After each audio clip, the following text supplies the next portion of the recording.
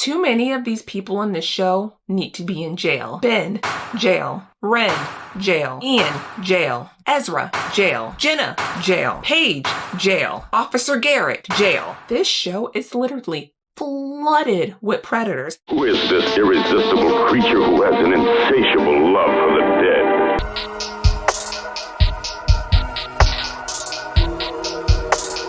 Hi, my name is Skyy, yes, double Y, and welcome to my channel, Skyy Explains It All, or if you've already been here before, welcome back. Today, as stated in the title, I am going to be talking about how I watched the first season of Pretty Little Liars. I'd never watched the show before in my entire life. During the time of its original run, I had absolutely no interest in watching it. I didn't watch Pretty Little Liars. I think I only watched the first several episodes of The Secret Life of the American Teenager. I didn't watch Gossip Girl, like a lot of those teen drama shows. Didn't watch them. The only ones that I kept up with was, of course, Degrassi, That's My Heart. Other than that, I was watching Bravo and I was watching like MTV and stuff like that. So the teen drama world wasn't really the world I would dip my toe in back in the day. For some reason, I felt drawn, I felt a pull, I felt a little urge to finally check out Pretty Little Liars because it's streaming on HBO Max. And upon watching this show, I don't even think I got 5 episodes in before I was like, too many of these people in this show need to be in jail. Ben, jail. Wren, jail. Ian, jail. Ezra, jail. Jenna, jail. Paige, jail. Officer Garrett, jail. This show is literally flooded with predators. And we're going to start off with Ben. Ben literally tries to assault Emily, like, it's a word that rhymes with grape. And I was like, what is going on here? We don't talk about it anymore. He doesn't end up in jail. Yeah, Toby gives him like a little 2-piece or whatever. But like, there are no repercussions outside of that. It's just like, oh, we broke up. I'm like, are we not going to address how this man literally is a predator and needs to be locked up somewhere? Move past that and moving on to the next thing. Okay, next person I want to talk about is Wren. Wren is Spencer's big sister's fiance at the time. Her name is Melissa. They're engaged to get married. Wren makes a pass at Spencer. Spencer is in high school. Spencer is a minor. Wren is a grown man. Do we not see the issue with this? When he gets caught kissing Spencer, everyone, yes, is angry at him, but they're not angry at him simply because he cheated on his fiance. They're angry because he cheated, not because that this is your sister and she's a minor, just like the cheating part. I'm like, are we not going to touch on the underage factor with the situation here? Like, we're going to go smooth past that and on to the next thing. Spencer's mom, she's like, you're a part of the reason why her engagement fell through. And I'm like, she's the child in this situation. She is the minor. The popo should have been called. This man is a predator. And what makes it even worse, this fool is a freaking doctor. Are you going to be hitting on your freaking teenage patients when they come into the ER? It's like absolutely disgusting. I was watching this. I was like, I am so glad I did not watch this show growing up because who knows what that could have done to my psyche. We're moving on to Luck of the Irish. Freaking Ian behind. Not only did he cheat on Melissa, because he dated Melissa, which is Spencer's sister, with Spencer, who at the time not only was a minor, but even younger than she was now. She probably would have been, I believe, like barely 15 when they started seeing each other. And Spencer says that they started to see each other. She was a minor. She was 15. He's a grown man. What interest?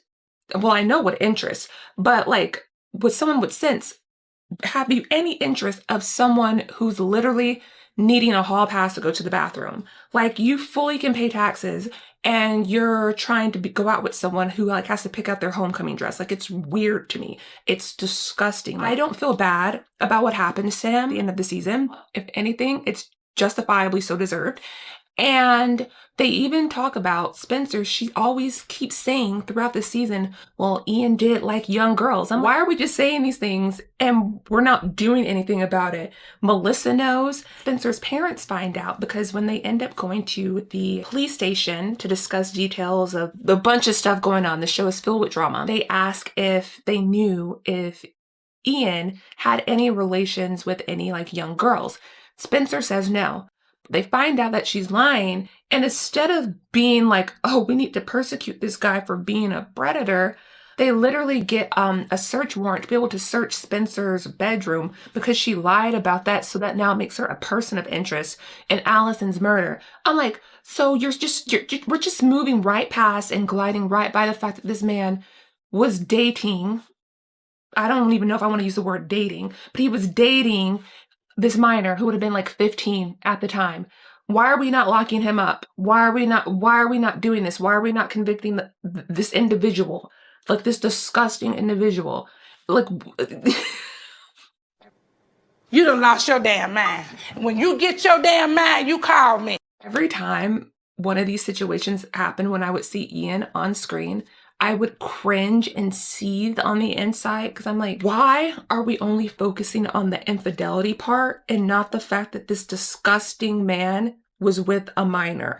It boggles my mind. And we never talk about it. Like I said, I've only watched the first season, but we never talk about the fact that like the minor situation is wrong. We never discuss it. The cheating, yeah, that's not great, but it's both parties' fault. How? He's the adult, she's the child. Like,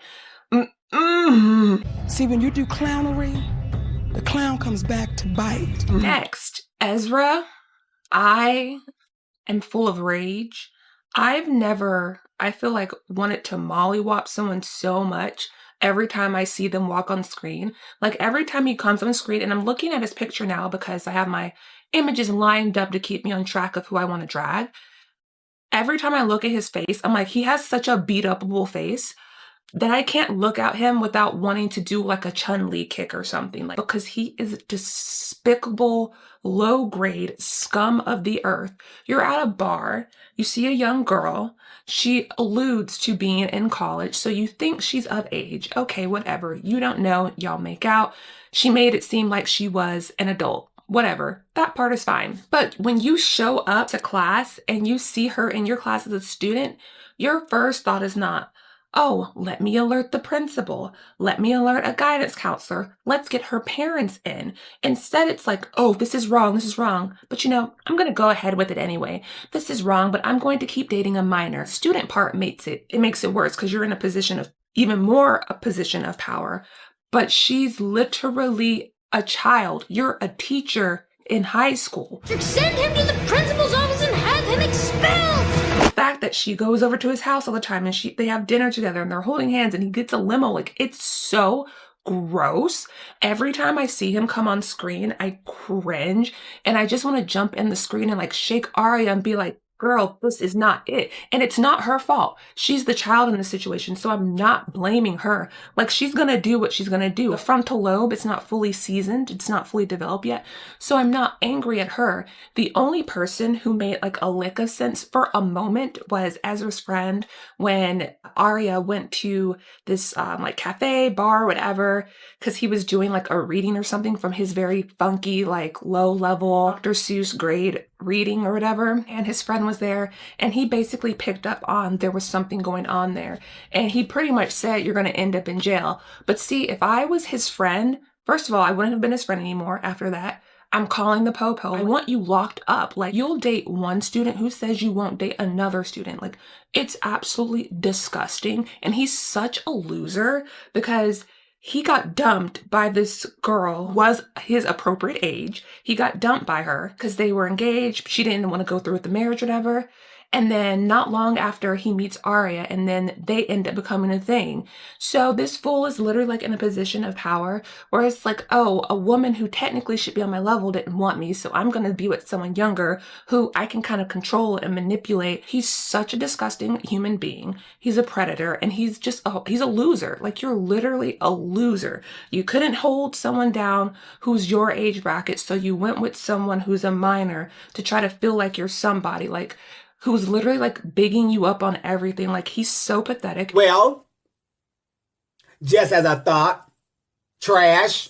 Next person who I feel like this gets brushed over way too easily, Jenna. So Jenna, we find out through video evidence, was coercing Toby, her stepbrother, into doing things, schmexual things with her, under the guise of if he doesn't do these things, she's going to tell a false story and falsely accuse him of forcing himself on her. And she's like, oh yeah, our parents, I'll make them believe it. This is assault. Like, she's a predator. She needs to be in prison too. Like, after I saw that, I'm like, oh, I don't feel bad that you lost your eyesight. Like, you're a predator. Like, I don't care that this happened to you. You literally took away someone's autonomy of like their own body. Absolutely disgusting. She deserves a little drop kick too, but she got blinded, which again, I can't feel sorry for her. Just as bad as all the others I've talked about prior to this. A horrid human being. She needs to get mollywopped. Now, first of all, when Paige popped up, I was like, Mose, what are you doing here on this show, girl? And I was like, why did they give her this coconut head haircut? Like, did y'all set her up? Did someone set her up to do that? Like, was that on purpose? Because y'all really gave Mose from Netzy Classified the coconut head haircut. Aside from that, I understand the homophobic stuff with her, right? She's self-hating, all this other stuff. You can have some grace for that. We don't have to like obviously agree with it and brush it aside, but we could have some grace for that. She was fighting some internal things and ended up taking it out on Emily. What we cannot let slide is that she also belongs in jail. She literally tries to drown Emily, and it's brought up once after, and then that's it. And then Emily starts kind of low-key, like, seeing her. I'm like, this girl literally just tried to drown you. Like, she was trying to murder you. Like, what? The dysfunction in this show is off the roof. That's nasty. That's lower than a security guard. At least security can get you backstage. She don't love herself. Like, it is on steroids. And every time I finish watching an episode, I just think to myself, I am so glad I did not watch this when I was in school. That age where our minds are still so malleable. And who knows what influences subconsciously that I would have internalized, because I could watch certain things and be like, this is stupid, but may not have had the language to understand why certain things were wrong. But this girl should be in jail, and I don't like her either. So her, Jenna, and all the rest of them can go in the bin. Next, Sir Garrett, I was like, okay, hey, Paolo, what's up? What's going on? But I should have known Paolo would end up being a fraud, because this fraud, as much as I don't like Jenna, she's still a minor, and this freaking officer is fooling around with Jenna. I was like, so even the cops are in on it, which I can't be surprised, because the cops know about Spencer and Ian, and they didn't do anything about it. So I guess Rosewood is just a town where anyone can date anybody. Doesn't matter how old you are. It doesn't matter. We can date whoever we want, and there's no legal repercussions to that. Disgusting. Ah, the ghetto! The ghetto. The predator issue on this show is way too high for me. It's way too high. It's not that it's happening. It's that it's happening without consequence. There's like no consequence to these things that are happening. And if anyone sees this video and comes across and they're like, oh, well, the girls, they were consensual too, and they minors, and I'm gonna see if I can get around the copyright issue with YouTube, but I really want to play this whole entire clip from one of my favorite movies, Heart Candy, that is highly applicable to these relationships throughout this show. Coming on to me. Oh, come on, that's what they always say, Jeff. Who? Miles. She was so sexy, she was asking for it. Oh, she was only technically a girl, she acted like a woman. It's just so easy to blame a kid, isn't it? Just because a girl knows how to imitate a woman does not mean she's ready to do what a woman does. I mean, you're the grown-up here. If a kid is experimenting and says something flirtatious, you ignore it. You don't encourage it. So yes, the responsibility is on the adult, not the child. I said what I said! If you like this video, please like it. If you enjoy the content I make here, please subscribe. I would very much so love to have you here. And also leave me a comment. So were you someone who grew up watching Pretty Little Liars, rewatched it as an adult, and you were like, oh my goodness, what am I watching? Are you like me, someone who never watched it and is watching it with adult eyes and is like, Lord Jesus, thank you. I'm so glad I did not watch this show. Any other comments you want to talk about the show, please leave them down below, but without spoilers, because like I said, I've only watched season 1. Thank you so very much for watching, and until next time, I have to return some videotapes. Bye, guys.